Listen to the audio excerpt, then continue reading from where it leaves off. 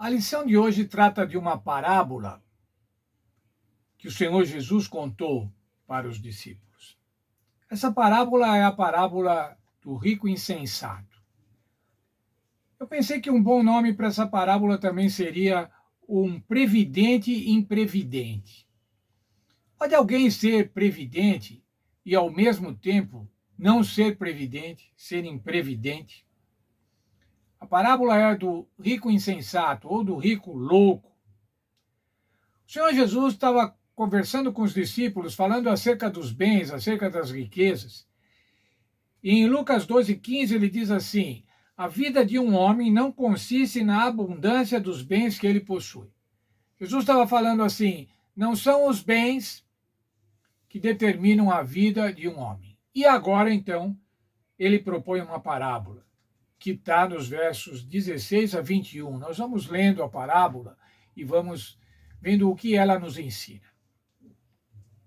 Lhes proferiu ainda uma parábola, dizendo: o campo de um homem produziu em abundância.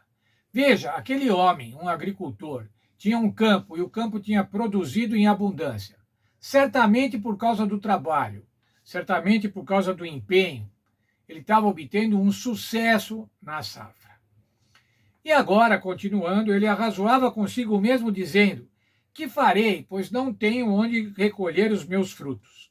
E disse: farei isto: destruirei os meus celeiros, reconstruí-los-ei mais e aí maiores, e aí recolherei todo o meu produto e todos os meus bens. Estava certo o que ele estava fazendo, irmãos. Veja, os celeiros eram insuficientes para guardar aquela safra tão grande que ele teve.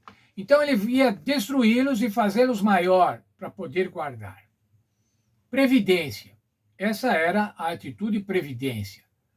Ele era proativo nesse sentido. Vou fazer para poder guardar.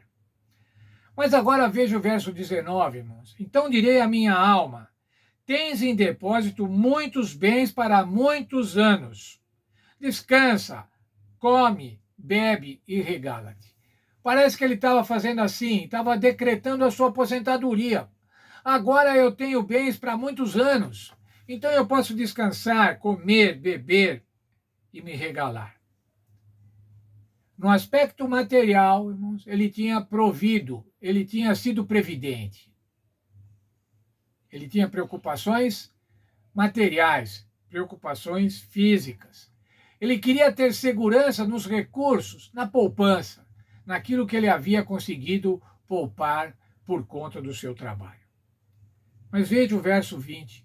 Mas Deus lhe disse: louco, esta noite te pedirão a tua alma, e o que tens preparado, para quem será? Na verdade, irmão, o Senhor estava falando para ele assim: olha, você vai morrer essa noite. E tudo isso que você preparou, para quem é que vai ficar? Para quem será? Ele tinha sido previdente materialmente, mas ele não estava previdente espiritualmente.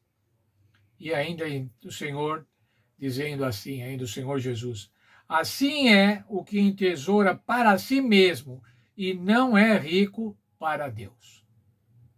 Ele estava preocupado era com o seu bem-estar, com a sua sobrevivência, com a sua aposentadoria.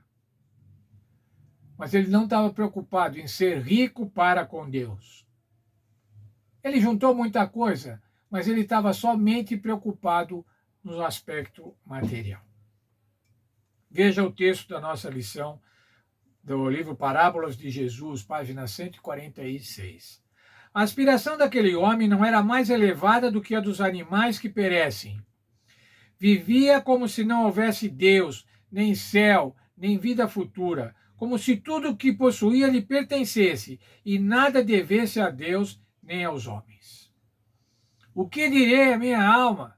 Tens muitos bens, tem depósito para muitos anos. Era dessa maneira que ele agia, não tributando a Deus as bênçãos de ter tido uma safra excelente e de ter podido guardar. O que não fazer na aposentadoria com relação aos recursos, aos bens?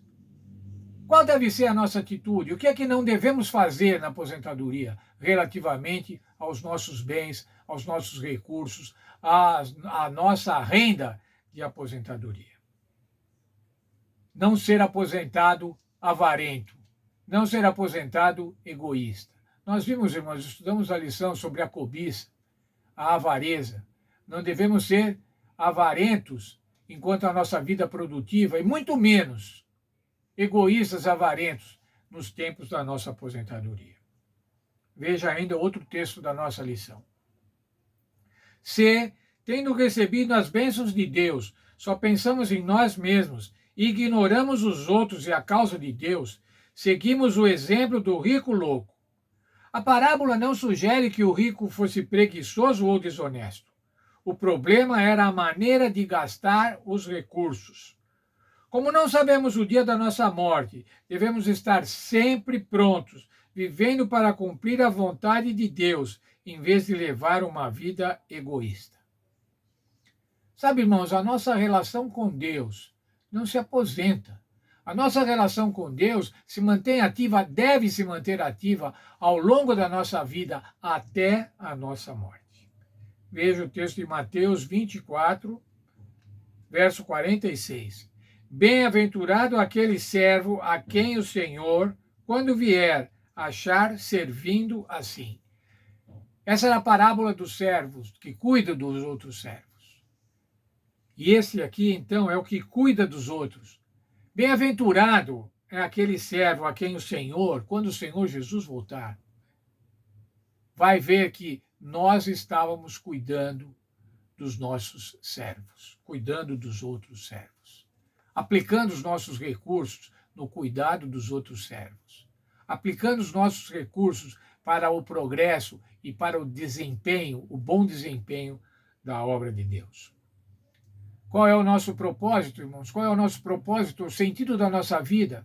Quando estamos trabalhando, é conseguir as coisas, é deixar a nossa família bem, é comprar uma casa. Mas qual é o nosso propósito, o sentido da nossa vida nos nossos anos de aposentadoria? Perdemos o propósito da vida quando aposentamos? Não, irmãos, de maneira nenhuma. O Senhor quer que nós estejamos ativos. Ativos na sua obra, ativos em fazer o bem aos outros, ativos em ajudar os outros, em ajudar a financiar a igreja. O Senhor quer que na aposentadoria nós também estejamos hábeis na administração dos nossos recursos, administrando fielmente na espera do Mestre. Deus abençoe a todos nós.